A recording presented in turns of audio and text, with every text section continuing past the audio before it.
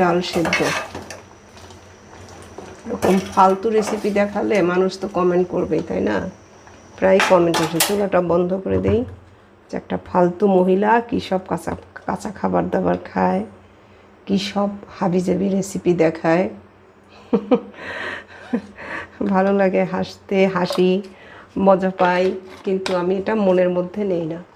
যারা এসব বলে তাদেরকে বলবো, আপনারাও আমার মতো ফালতু হন, হাবিজাবি খান, নিজেদেরকে সুস্থ রাখুন।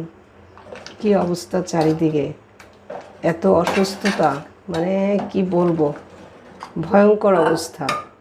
হাসপাতালগুলোতে গেলে দেখা যায় যে কি অবস্থা। আর প্রায় হচ্ছে আশেপাশে খবর পাওয়া যায় এর লিভার নষ্ট, এর কিডনি নষ্ট। নিজেদের মধ্যেই আছে, আমাদের ফ্যামিলিতেই আছে কিডনি, লিভার, কিডনি, হার্ট অসুস্থ। একটা সুস্থ মানুষ যদি এইভাবে খাবার দাবার করে, এটা কিন্তু কাঠের ঘানিতে ভাঙানো সরিষার তেল, আলটিমেট অর্গানিক লাইফ থেকে নিয়েছি। তাহলে অন্ততপক্ষে তার এইসব রোগে মরতে হবে না। মরতে তো হবেই, কাঁচামরিচ কুচি, মরতে তো হবেই। পৃথিবীতে তো কেউ সারা জীবন থাকার জন্য আসি নাই, অবশ্যই মরবো, কিন্তু এইভাবে রোগে ভুগে না।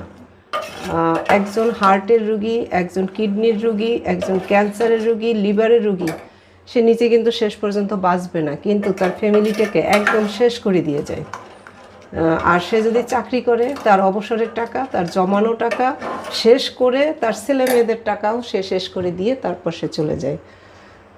এই হচ্ছে অবস্থা। তো সেটা বেশি ভালো নাকি আমার মতো এরকম ফালতু হওয়া ভালো? আমি সবাইকে অনুরোধ করবো, এরকম ফালতুই হন।